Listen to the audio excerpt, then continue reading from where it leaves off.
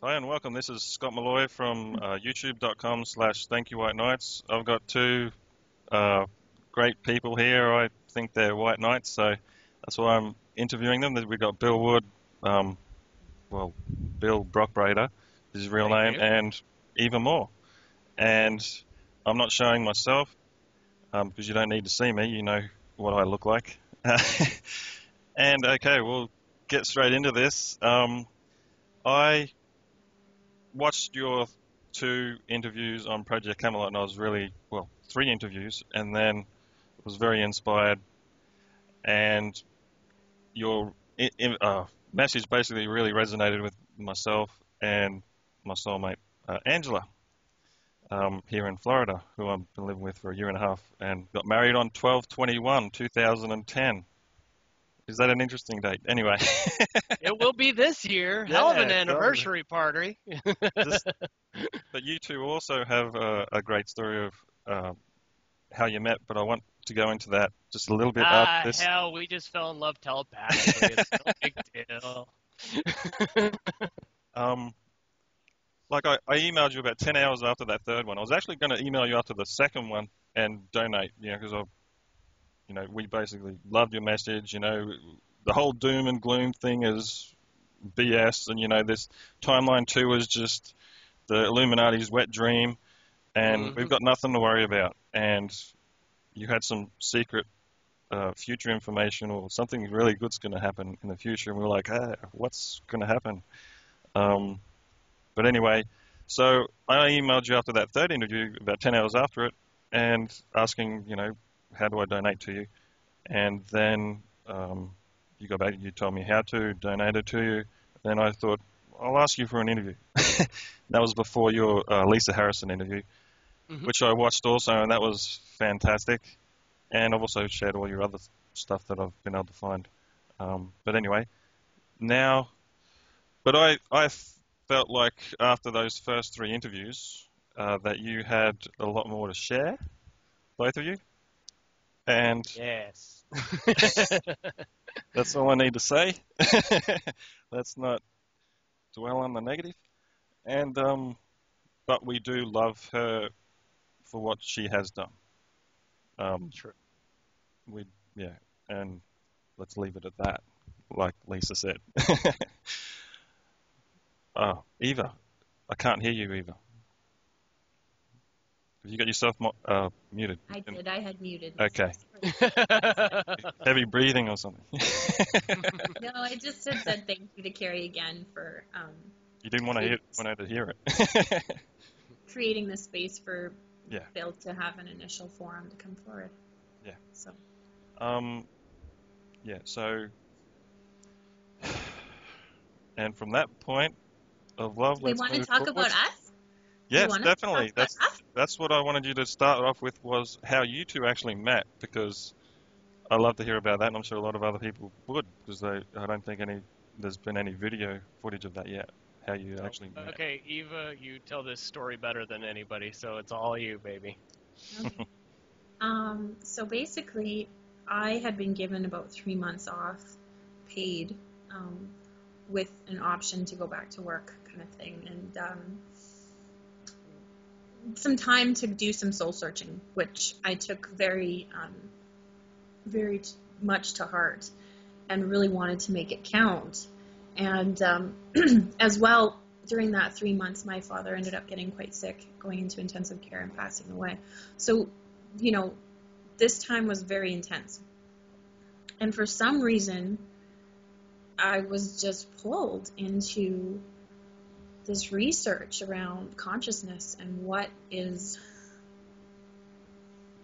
coming forward. And, I briefly spoke about it on Project Camelot with Carrie's interview, that it started with Naomi Wolf and her primer for the destabilization of a democracy and what that would look like. And that kind of gave way to being aware of things that may point towards things being amiss.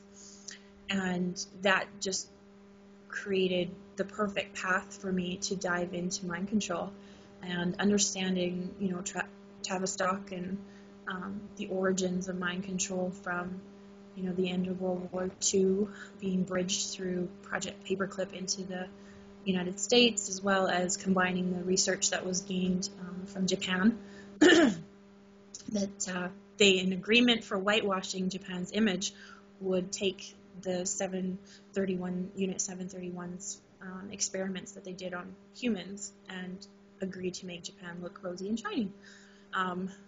And that's something that I think needs more acknowledgement, that those things happened in Japan, and the United States was eager to gain that knowledge.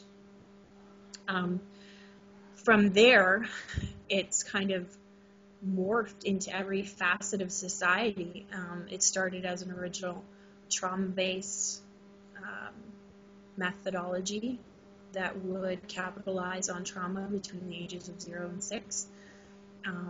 And what that would do, usually if it was, physical and sexual abuse, it would create the perfect compartmentalization of the brain to later multiply those compartments. And so this was not necessarily making any sense to me on my 3-month journey, paid off to find myself.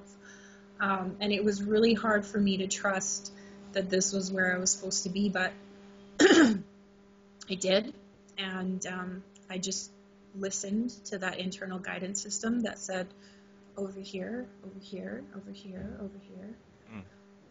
And, I have gone through some personal things in the last 4 or 5 years that brought me to my knees. And, it's so funny, like at the beginning of The Secret, when she says, it was the worst time of my life was actually the best. And I have come full circle. I have made peace with the things I've experienced in my life. And I actually am grateful for them, because they were kind of like a sledgehammer to the forehead that woke me up to go, okay, there's more to life than shopping, MTV frivolities and Gossip Girl, or, Dancing with the Stars, and working on my hamster wheel.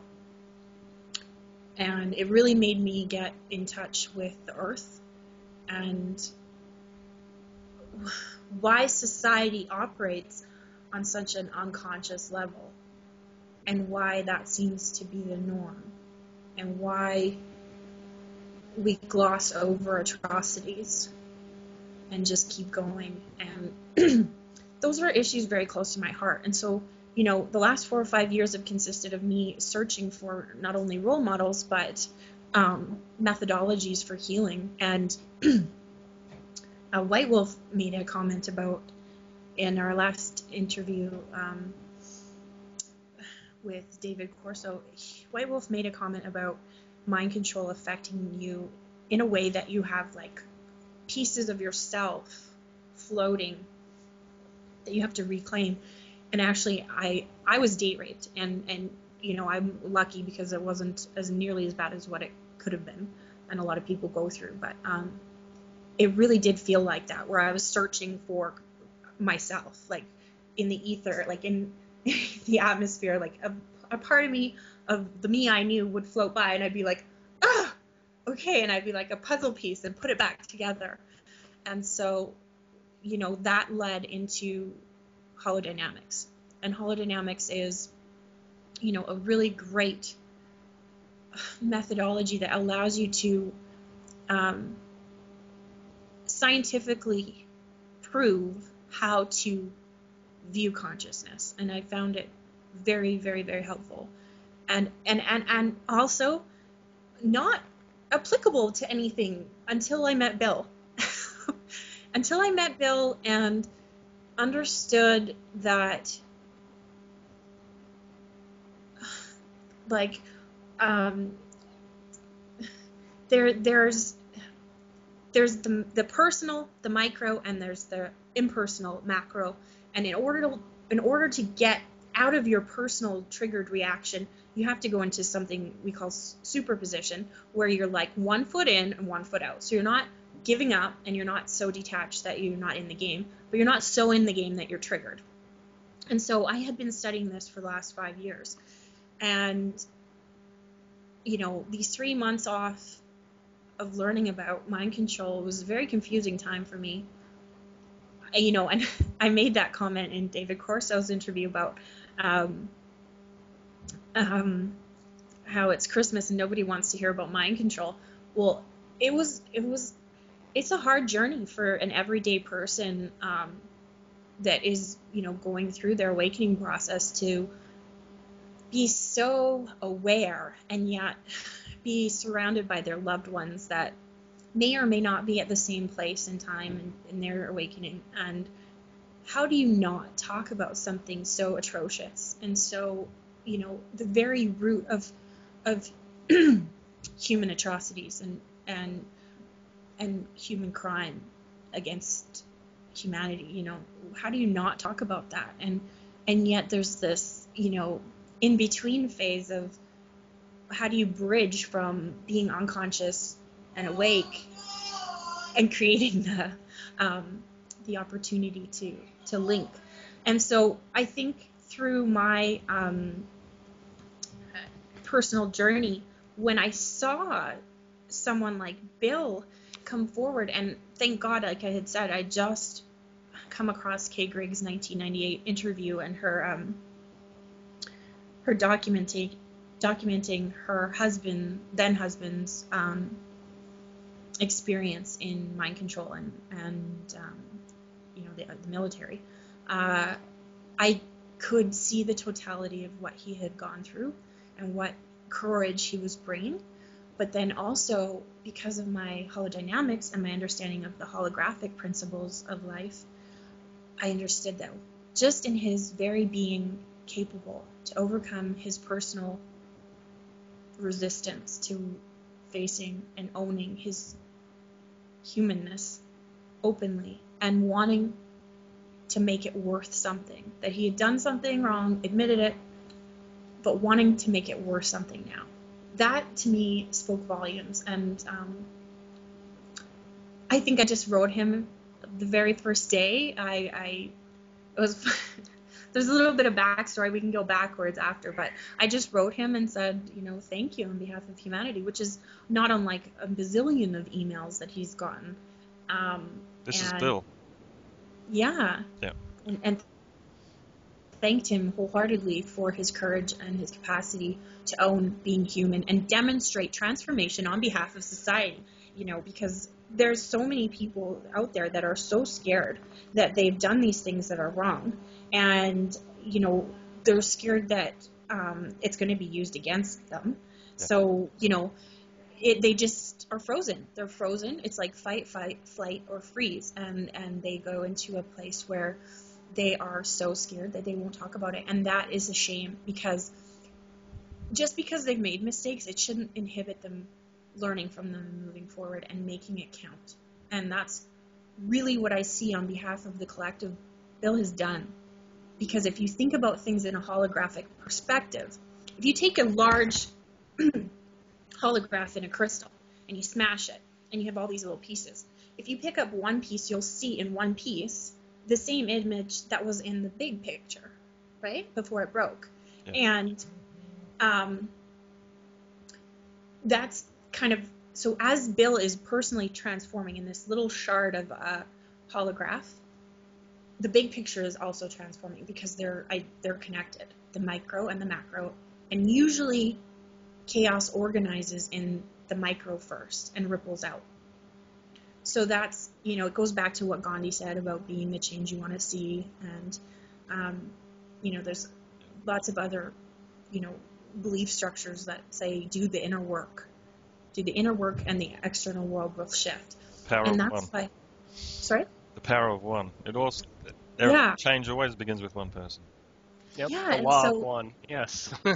So when I saw Bill come forward, and after seeing Kay Griggs' 6-hour interview, it was like, it's done. It's already done. If one person can have the capacity to show up, it's only a matter of time for the ripples to affect everyone. And that's why I say to this day, Bill is, the elite's greatest asset. He has come forward on their behalf and demonstrated transformation on their behalf. he's already done the hardest part. He's been the first lone nut to come forward from that video he loves so much. It's how to create a movement. And on YouTube, if you search "Be a Follower," it's my favorite video on YouTube. Yeah, Be a Follower. Yeah. Yep, that's in my playlist on you guys. On you. You're cutting out, Bill. Oh. There we go. I wasn't talking, so now I am. Yeah. Yeah, I got all your videos and everything all in the one playlist. So if people want to go and check in the bottom of this, in the description of this video, that should be the top link I'll put there for you, and you'll see. Thank you. So long story short, I send him that email, and then I kind of, in a short 1.5 paragraph, say, on behalf of the collective, you've shifted so much, and what a success, and what a celebration. And then at the end, I kind of said, oh, and by the way, and I recalled that in his interview. I got the hots for you. No, it wasn't that at all. That was funny. She thought I was in a relationship. So. It was actually the complete opposite, because in his interview with Carrie, he did make the note that he had a fiance, that he and his fiance were on their way to a bodybuilding competition. And so I never thought he was single. And so in my comment at the bottom, I said, and if you know anyone else who's been in your position, who's just as brave and, conscious and compassionate and can own their humanness in such a totality that's single, hi, maybe introduce me, because you're probably swimming with some really cool cats, and I'd love to play in that world. Very subtle. And so he came back, and it was funny. And do you want to share this part of your? Because I was lost. I was still thinking he was not single, and I wasn't attached to any option. Well, let me respond to how I took the email, and then I'll let you continue. How about that? Okay. At this point, I was receiving a lot of emails. Wonderful, wonderful people sending me emails and building my confidence and saying, what you've done is a wonderful thing. Many, many, many people were echoing exactly what Eva just said. And it was a wonderful, wonderful feeling. But for whatever reason, I was absolutely drawn to Eva and what she was saying to me and our connection. And so I chose to respond to very few emails, but she was one of the most important that I felt that I needed to respond to. And keep in mind, at this time, he is dodging and running, not at a computer for very long, not having a lot of time. Going from Starbucks to McDonald's to, try to get this message out and change IPs without a lot of technology backing that system. Yeah. Yeah. So he didn't have a lot of time to really connect. And I had no expectation. So your response, do you want to go into your response? There's more about the telepathic side of things you alluded to over the second, I think. Well, yeah, so he responds once. He responds once, and his response is very thank you for your email. That girl I spoke of in my video, she and I are actually estranged, and and I only have love in my heart for one woman. And I was like, okay, that's good, and I wrote him back and I'm so happy. That completely. No, and I went, you know what? You deserve to be happy. And by the way, please do a bazillion interviews with as many different sources as possible. And why don't you and your lovely fiance, and I put in brackets, when are you going to ask her to marry you? I was digging it in there, come on, this girl's got to be awesome. Come on. And yeah, so you and your fiance should just do maybe a reality show and don't compromise where you are or whatever, but just document the amazing adventure that obviously the two of you must be on. And go, go, go, yay, rah, rah, rah. And this was the second email that I had sent him. And honestly, I think he responded one more time, and this was in a 2-week period. And the next email was, I think that's when he said, actually, I've love in my heart for one woman. And, you know, I'm really grateful that you've written me, and I don't have a lot of time to read or respond, but I really enjoy your emails. I look forward to speaking with you again soon. And then he did his interview with the second interview with Bill Ryan and David Wilcox and Carrie. And Wilcock, not Cox. Sorry, Wilcock. I hate it when people mispronounce my name, so I want to point that Sorry. out. Oh, and He hasn't got two, he's just got one. and so then, Sorry. so then I'm watching, and I think I had sent him one more email back that was like, good luck with your interview. I'll definitely be watching, like, cheering you on, keep going, you know, nothing. And so, you know, I had it on my phone, and I was listening, you know, puttering around doing stuff, and it was getting late, and so, you know, I laid down, and my son came in to say goodnight to me, and I was kind of mesmerized by something Bill was saying, and he kind of came in and gave me a kiss and said, I'm getting ready for bed, I'm going to go to sleep now, Mom. And I was like, okay. And he's like, what's going on? And I'm like, I like stopped and I looked at him and I was like, I think I'm in love. And he looked at me and he was like, that's good, Mom. And no lie, within not even a millisecond, all we could hear was Bill say, there's a special person and her name is Eva. And I was like, what? I had missed the few seconds leading up to that because I was saying goodnight to Garnet. And so it was funny because here I am saying, I'm in love. I think I'm in love. And Bill's like on his interview saying my name. And I was like, seriously, the emotion that went through my body was so strong, I almost vomited. It was like, I know that sounds awful, but it was like this deep-rooted knowing of emotion that overcame me, and it was so strong that I literally almost got sick to my stomach because it was like this wave of energy I'd never felt in my life before. And it was like, whoa. And I look at my son, and he looks at me, and he says, his name's Garnet. And he said, I think he likes you too, Mom. And I was like, oh my God! I just started screaming, and I was just like freaking out. And then poor Bill, I think I could feel him, or he could feel me. And it was just like we were ping-ponging energetically off of each other. It was like, and keep in mind, we've never spoken on the phone. We've never Skyped. We've sent like 2-3 emails back and forth. Nothing very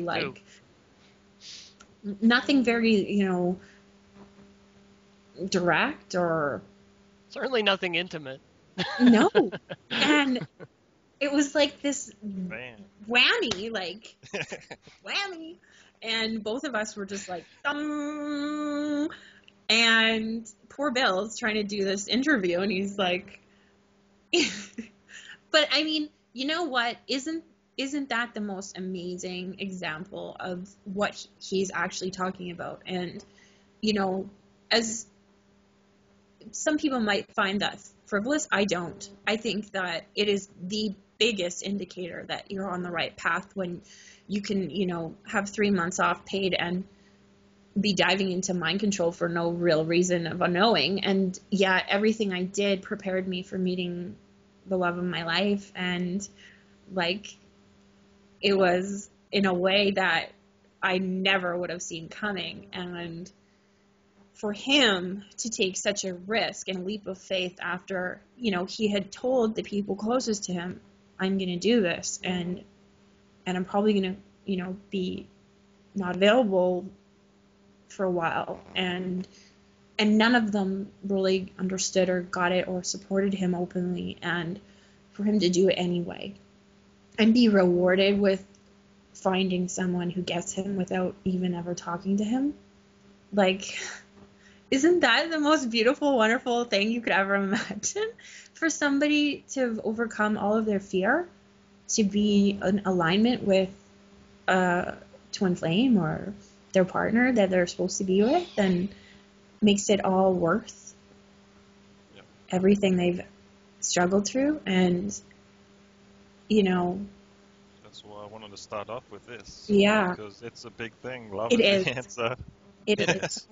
It is. It's the biggest part of so. what needs to happen in the world. We do need to remember that we are all the same. We are all the same energy. We came from the same place. Our bodies seem very solid to us, but to other forms of energy, they just go right through us.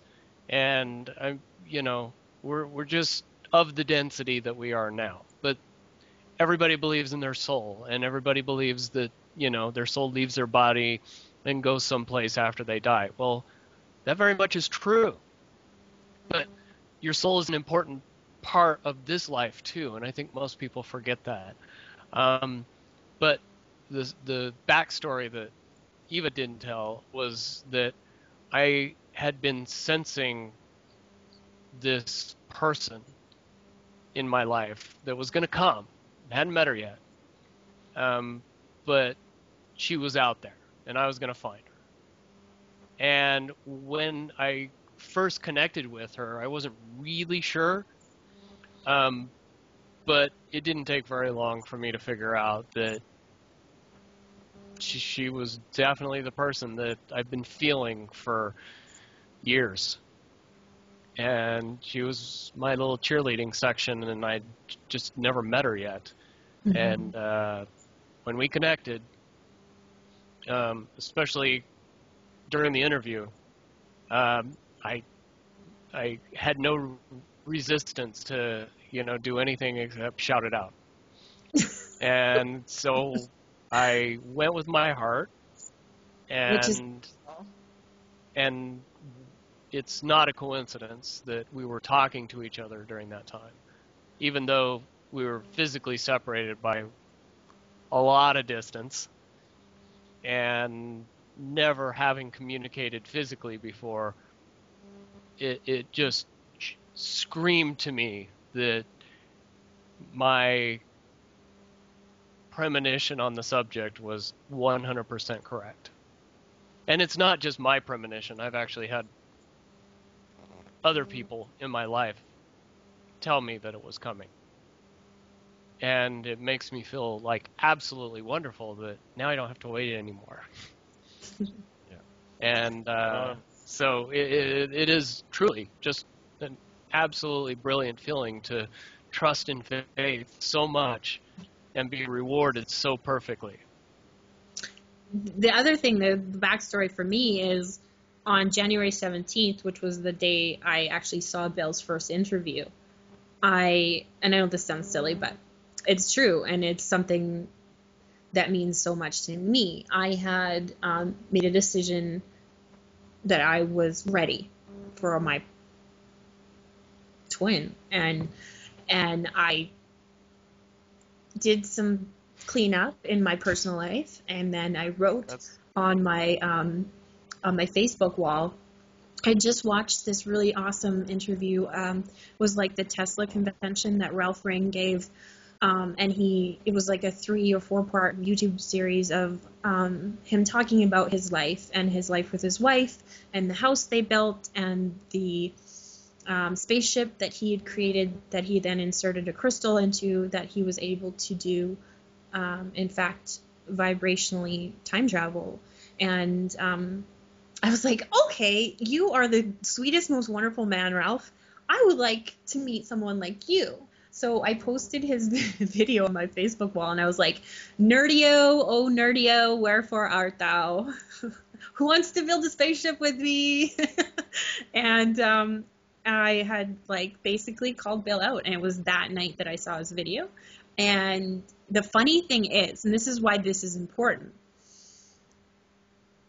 Bill's into free energy. Okay, great. But if you go back to his Lightworker post, he actually talks about his wedding and a spaceship. And it's funny because I'm like, nerdy-o, wherefore art thou? I want to build a spaceship. And then I find him that night. And it was just, it's so sweet. It's so beautiful. And, you know, if there are hundreds and thousands of people out there who've gone through what Bill went through and are so scared of the repercussions of facing things openly and not letting this bullshit, excuse my language, but really perpetuate more bullshit, you know? It's like the saddest thing is the idea that we all are human and we all make mistakes, but that somebody could leverage your mistakes in a way to force you to continue making those mistakes. That's not okay, and that's got to stop. And the fact that Bill came forward and, you know, found happiness and love and adventure and excitement and and it all happened telepathically is pretty amazing. And I just would love for, you know, anybody out there that's stuck in the mud face down in depression and can't see their way through to just have a lifeline of hope. And that's why hope, I think, is so, it's like the first step in transitioning out of despair and into opportunity and possibility. Definitely. Yeah. Yep. Okay, that's it. We'll wrap it up here, and Oh, we took half the show with our love story. Sorry about that. No, I see a lot of commonalities, like that's between you pair and Angela. and me and my wife, Angela. Yeah, you know, very similar things. And we got to happen, celebrate and, it. We yeah, have to celebrate that kind of yeah. awakening. That's what we're supposed to be doing. Yeah. Yep. So you're saying if more of these people that have sort of the elite and whatnot that have done some not so good things come forwards and fess up, they might actually find love, like you guys. Maybe not That love, might be a but good reward. definitely Happiness. peace. I mean, Yeah. happiness. Well, you never know, Yeah. right?